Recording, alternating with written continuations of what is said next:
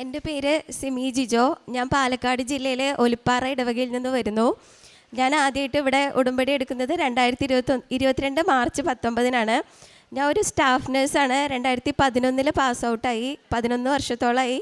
അപ്പോൾ കൊറോണ സമയത്ത് ഞാൻ ജോലിയൊക്കെ റിസൈൻ ചെയ്ത് വീട്ടിലിങ്ങനെ ഇരിക്കുമായിരുന്നു. അപ്പോൾ എല്ലാവരും എന്നോട് ചോദിക്കും OET പഠിച്ചൂടേന്ന്. പക്ഷേ എനിക്ക് പഠിക്കണമെന്നുണ്ട്, പക്ഷേ എനിക്കങ്ങ് ഇറങ്ങാൻ പറ്റുന്നുണ്ടായില്ല. അപ്പോൾ എൻ്റെ ഒരു ഫ്രണ്ട് എന്നോട് ചോദിച്ചു, നിനക്കൊന്ന് കൃപാസനം വരെ പോയിക്കൂടെ, പഠിക്കാനാണെങ്കിൽ മാതാവ് നിന്നെ പഠിപ്പിച്ചോളൂ എന്ന് പറഞ്ഞു. അങ്ങനെ ഞാൻ മാർച്ച് 19-ന് ഇവിടെ വന്ന് ഉടമ്പടി എടുത്തു. ആദ്യത്തെ നിയോഗം വെച്ചത് എനിക്ക് OET പഠിക്കാൻ തോന്നണേന്നായിരുന്നു. അപ്പോൾ ഞങ്ങളുടെ പാലക്കാട് ജില്ലയെ സംബന്ധിച്ചിടത്തോളം അവിടെ നല്ല OET സെൻറ്ററുകളൊന്നും ഇല്ല. തൃശ്ശൂർ വരെ പോയി വരിക എനിക്ക് ബുദ്ധിമുട്ടായിരുന്നു. അപ്പോൾ മാർച്ച് 19-ന് ഇവിടെ വന്ന് ഉടമ്പടി എടുത്തു. 24-ാം തീയതി എൻ്റെ ഒരു കൂട്ടുകാരി വിളിച്ച് പറഞ്ഞു, പാലക്കാട് അജിനോറ എന്ന് പറഞ്ഞിട്ട് OET സെൻറ്റർ വന്നിട്ടുണ്ട്, നിനക്ക് അവിടെ ജോയിൻ ചെയ്തൂടെയെന്ന് ചോദിച്ചു. അതെന്നെ സംബന്ധിച്ച് വലിയൊരു അത്ഭുതമായിരുന്നു. കാരണം ഇതുവരെ പാലക്കാട് അങ്ങനെ ഒരു OET സെൻറ്റർ ഉണ്ടായിട്ടില്ല. അങ്ങനെ ഞാൻ മാർച്ച് ലാസ്റ്റോട് കൂടി അവിടെ പോയി അഡ്മിഷൻ എടുത്തു. ഏപ്രിലിൽ ഞാൻ ക്ലാസ്സിന് ചേർന്നു. ഓരോ ദിവസവും ക്ലാസ്സിലിരിക്കുമ്പോൾ എനിക്കൊരു അത്ഭുതമായിരുന്നു. ഞാൻ പഠിക്കാൻ വന്നോന്ന് തന്നെ എനിക്ക് ഭയങ്കര ഒരു എക്സൈറ്റ്മെൻ്റ് ആയിരുന്നു. അത് കഴിഞ്ഞ് ക്ലാസ് തുടങ്ങി. ഈ സ്പീക്കിംഗ് ഒക്കെ എന്നെ സംബന്ധിച്ച്, ഞാൻ മലയാളം മീഡിയം പഠിച്ച ഒരാളാണ്.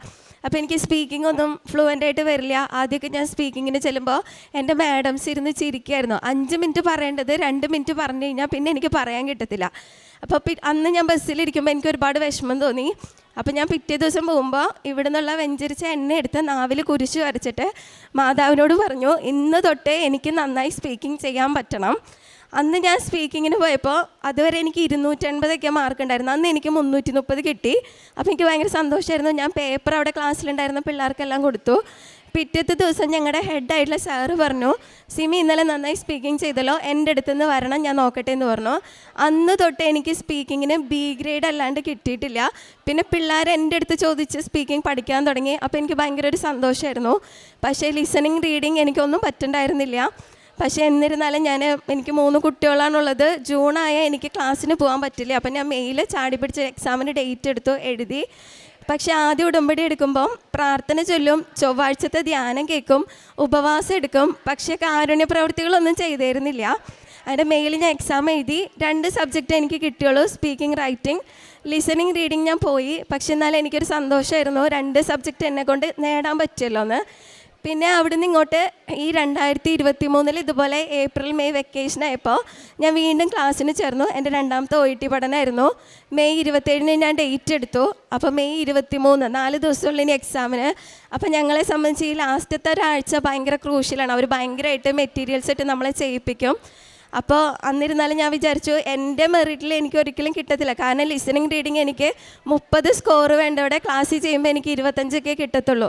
അപ്പോൾ എനിക്കറിയായിരുന്നു എൻ്റെ കഴിവിൽ ഒരിക്കലും ഞാൻ പാസ്സാവാൻ പോകുന്നില്ല. അങ്ങനെ ഞങ്ങൾ 23-ാം തീയതി പരീക്ഷയുടെ 4 ദിവസം മുന്നേ ഇവിടെ വന്നു. ഹോൾ ടിക്കറ്റ് ഉണ്ടായിരുന്നു. ഉടമ്പടി പുതുക്കി അച്ഛനെ കണ്ടു. അച്ഛൻ പ്രാർത്ഥിച്ചു, ഒരു കാശ് രൂപവും തന്നു. അപ്പോൾ പറഞ്ഞു, ഇത് പഠിക്കാനിരിക്കുമ്പോൾ ഇനിയുള്ള 3-4 ദിവസം ഇത് കയ്യിൽ കരുതണം. അത് നമ്മുടെ മെറിറ്റിലല്ല, ബട്ട് ബൈ ഗ്രേസിലാണ്, നമുക്കത് പ്രൂവ് ചെയ്യാനാണ്, പിടിക്കണം എന്ന് പറഞ്ഞു.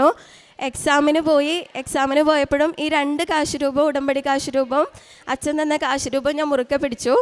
ലിസണിങ് ആണ് ഞങ്ങൾക്ക് ആദ്യം, അത് സ്റ്റാർട്ട് ചെയ്തു. എന്നെ സംബന്ധിച്ച് ലിസണിങ് ഒന്നും ഒരിക്കലും കിട്ടാത്തതാണ്. അന്ന് സ്റ്റാർട്ട് ചെയ്തു, 9:15 എക്സാം സ്റ്റാർട്ട് ചെയ്തു. ആദ്യത്തെ ഞങ്ങൾ 30 സെക്കൻഡാണ് നമുക്ക് വായിക്കാൻ കിട്ടത്തുള്ളൂ. എക്സാം സ്റ്റാർട്ട് ചെയ്തു, ഒരു 2 സെക്കൻഡ് 30 സെക്കൻഡ് കഴിഞ്ഞു. പാട്ട് തുടങ്ങിയതും അവർ പെട്ടെന്ന് ഓഡിയോ പോസ് ചെയ്തു. കുറച്ച് പേർക്ക് ഇയർഫോൺ കേൾക്കുന്നുണ്ടായില്ല. അപ്പോൾ അത് കംപ്ലൈൻ്റ് ആയിട്ട് അവർ നിർത്തി. അപ്പം നമുക്ക് ഒരു 10 മിനിറ്റോളം ഈ ക്വസ്റ്റ്യൻ പേപ്പർ നമ്മുടെ കയ്യിൽ കിട്ടി. അപ്പം ഞങ്ങൾക്ക് എല്ലാം അത് നന്നായി വായിക്കാൻ പറ്റി. അത് കഴിഞ്ഞ് അവർ വീണ്ടും പാട്ട് ആദ്യം തൊട്ട് സ്റ്റാർട്ട് ചെയ്ത് 2 ക്വസ്റ്റ്യൻ ആയപ്പോഴേക്കും വീണ്ടും ഓഡിയോ പോസായി. വീണ്ടും മാർക്കൊക്കെ കംപ്ലൈൻറ്റ് പറഞ്ഞു. അങ്ങനെ 9:45-നാണ് പിന്നെ ഞങ്ങളുടെ ഈ പരീക്ഷ കറക്റ്റ് സ്റ്റാർട്ടാവുന്നത്. അപ്പോൾ ഈ അരമണിക്കൂർ നേരം ഈ ബുക്ക്ലെറ്റ് ക്വസ്റ്റ്യൻ പേപ്പർ നമ്മുടെ കയ്യിലുണ്ടായിരുന്നു. അപ്പോൾ നന്നായി നമുക്കത് വായിച്ചു നോക്കാൻ പറ്റി.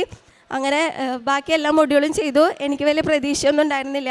അപ്പം ഞാൻ വീട്ടിൽ വന്നു കഴിഞ്ഞപ്പം എൻ്റെ ഒരു പേപ്പറിൻ്റെ മോള് ചോദിച്ചു, ചേച്ചി എങ്ങനെയുണ്ടായിരുന്നു ചോദിച്ചപ്പോൾ ഞാൻ പറഞ്ഞു ടഫായിരുന്നു എന്ന് പറഞ്ഞു. അപ്പോൾ അവൾ എന്നോട് പറഞ്ഞു, ചേച്ചിക്ക് മാതാവ് ഈശോയോട് പറഞ്ഞു മേടിച്ച് തരുമെന്ന് പറഞ്ഞു. ഞാനത് വിശ്വസിച്ചു.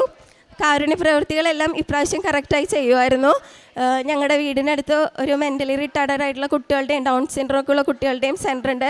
അവിടെ ഞങ്ങൾ പോകുമായിരുന്നു. ഞങ്ങളെ കൊണ്ട് പറ്റുന്ന സാമ്പത്തിക സഹായവും സാധനങ്ങളൊക്കെ മേടിച്ചു കൊടുക്കുമായിരുന്നു.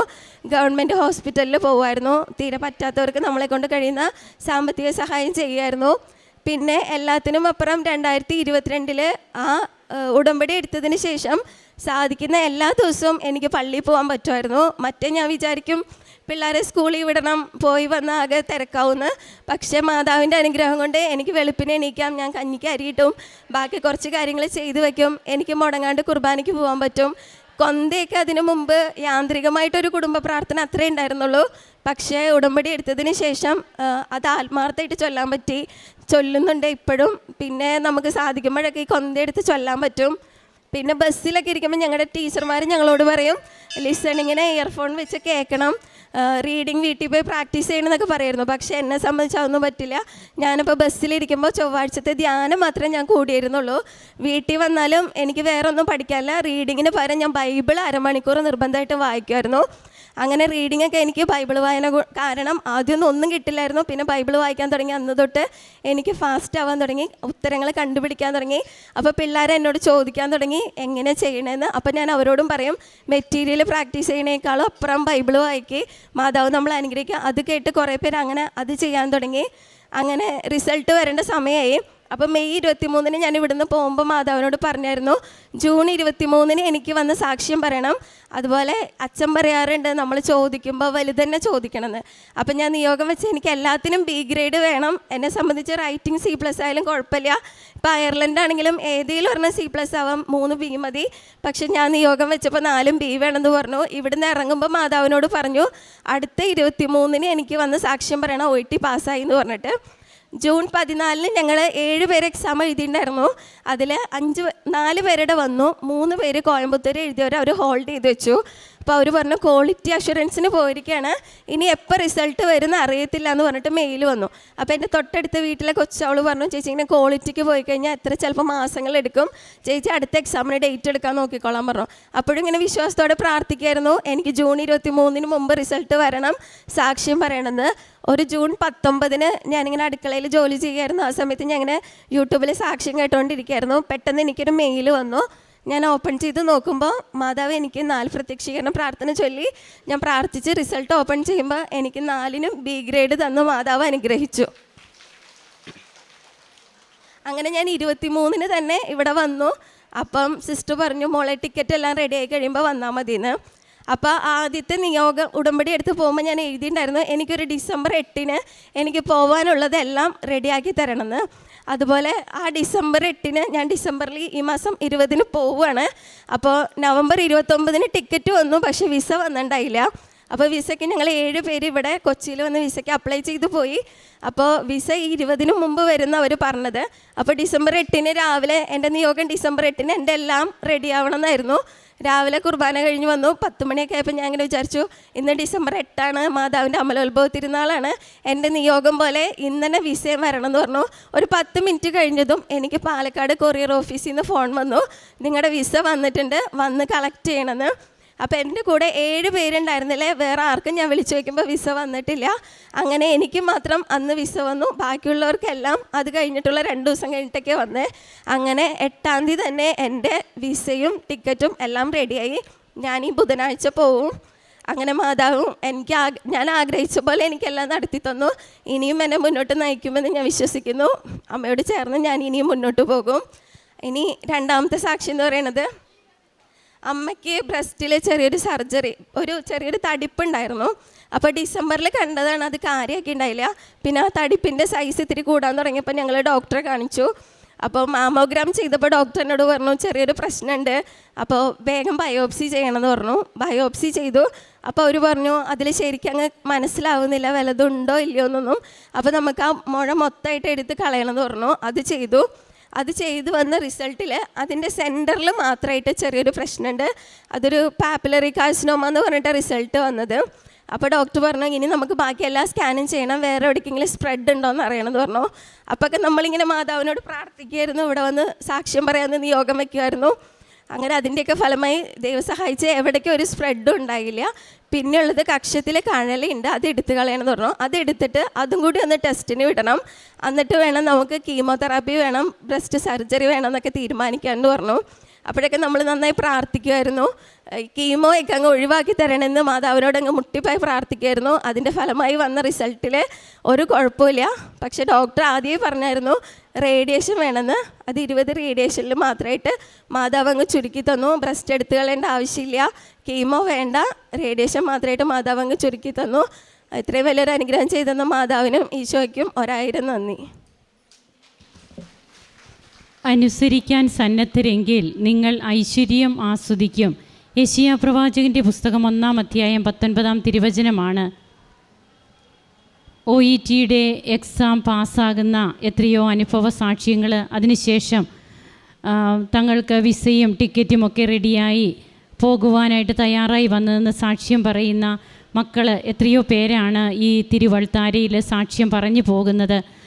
2 വർഷമായിട്ട് ജോലിയിൽ നിന്ന് വിരമിച്ച് തനിക്ക് വിദേശത്തേക്ക് പോകണമെന്നുള്ള ഒരു ആഗ്രഹവുമായി ആദ്യം OET പഠിക്കുന്നതിന് തന്നെ ബുദ്ധിമുട്ടായിരുന്നു. തനിക്കത് സാധിക്കില്ല എന്ന് തന്നെ വിചാരിച്ചിരുന്ന മകൾ ഇപ്പോൾ ഉടനെ തന്നെ ടിക്കറ്റും എല്ലാം റെഡിയായി ഉടനെ തന്നെ പോകുവാനായിട്ട് റെഡിയായി നിൽക്കുകയാണ്. 2 വർഷം കൊണ്ട് താൻ ആഗ്രഹിച്ച് പ്രാർത്ഥിക്കുന്ന ഒരു കാര്യമാണ് ഇപ്പോൾ പരിശുദ്ധ അമ്മ ഇടപെടുമ്പോൾ ഇടപെട്ട ഈശോ അമ്മയുടെ മധ്യസ്ഥതയിലൂടെ ഈശോ ഈ കുടുംബത്തിന് തന്നെ നൽകിയിരിക്കുന്നത്. തൻ്റെ കുഞ്ഞുങ്ങളും ഒക്കെ ഉള്ളതുകൊണ്ട് തനിക്ക് പലതും ചെയ്യുവാനൊന്നും സാധിക്കില്ല. പള്ളിയിൽ പോകുവാനോ കാരുണ്യ പ്രവൃത്തികളോ ഇതൊന്നും തന്നെ കൊണ്ട് സാധ്യമല്ല എന്ന് വിചാരിച്ചിരുന്ന ഒരു അവസരമുണ്ടായിരുന്നു. എന്നാൽ അതിൽ നിന്നെല്ലാം പിന്നീട് മാറി തനിക്ക് പള്ളിയിൽ പോകുവാനും അനുദിന ദിവ്യബലിയെ അത് മുടക്കാതെ പങ്കെടുക്കുവാനും തൻ്റെ തന്നെ പ്രവർത്തനങ്ങളിലൊക്കെ മാറ്റം വരുത്തുവാനും മെൻ്റലി റിട്ടാർഡായിട്ടുള്ള കുട്ടികളുള്ള സ്ഥാപനങ്ങളിലൊക്കെ സന്ദർശിച്ച് അവർക്ക് വേണ്ട സഹായങ്ങളും ശുശ്രൂഷകളൊക്കെ ചെയ്യുവാനുമൊക്കെ സമയമെടുക്കുന്നു. അങ്ങനെ ഒത്തിരിയേറെ ബുദ്ധിമുട്ടായിരുന്നു പല മോഡ്യൂൾസും എന്ന് നാം കേട്ടതാണ്. സ്പീക്കിങ്ങിനൊക്കെ എന്തുമാത്രം ബുദ്ധിമുട്ടായിരുന്നു എന്ന് നാം കേട്ടു. അതെല്ലാം പിന്നീട് എത്ര പെട്ടെന്നാണ് മാറുന്നത്. ഉടമ്പടി നേർച്ച വസ്തുക്കളാണ് ഉപയോഗിക്കുക.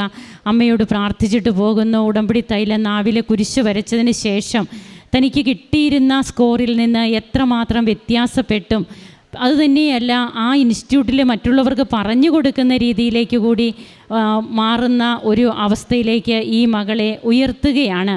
അങ്ങനെ തൻ്റെ ജീവിതത്തിലെ സ്വപ്നമായിരുന്ന വിദേശ ജോലിയും തനിക്ക് ഒരിക്കലും പാസ്സാകാൻ സാധിക്കുമോ എന്ന് ശങ്കിച്ചിരുന്ന OETയും ഒക്കെ പാസ്സായി ഇവിടെ വന്നതെന്ന് സാക്ഷ്യം പറയുകയാണ് ഈ മകൾ. അനുസരിക്കാൻ സന്നദ്ധരെങ്കിൽ ഐശ്വര്യം ആസ്വദിക്കുമെന്ന് തിരുവചനം പറയുന്നു. നമ്മുടെ ജീവിതത്തിൽ നമുക്കും ഉടമ്പടി എടുക്കുന്നവർ മാത്രമാകാതെ ഉടമ്പടി വിശ്വസ്തയോടെ ജീവിക്കുന്നവർ കൂടിയാകാം. അങ്ങനെ നമുക്കും സാക്ഷ്യം പറയുന്ന വ്യക്തികളായി മാറാം. കരങ്ങളടിച്ച് ഈശോയ്ക്കും അമ്മയ്ക്കും നന്ദി പറയാം. യേശുവേ നന്ദി, യേശുവേ സ്തുതി, യേശുവേ ആരാധന. അത്യപൂർവ ദൈവാനുഭവങ്ങൾ ഇനി നിങ്ങൾക്കും സ്വന്തം. ഈ യൂട്യൂബ് ചാനൽ ഇതുവരെ സബ്സ്ക്രൈബ് ചെയ്തിട്ടില്ലെങ്കിൽ ഇപ്പോൾ തന്നെ സബ്സ്ക്രൈബ് ചെയ്യുക. ഈ വീഡിയോ ഇപ്പോൾ തന്നെ നിങ്ങളുടെ സുഹൃത്തുക്കൾക്ക് ഷെയർ ചെയ്തുകൊണ്ട് കർത്താവിൻ്റെ പ്രേക്ഷിതരാകുക.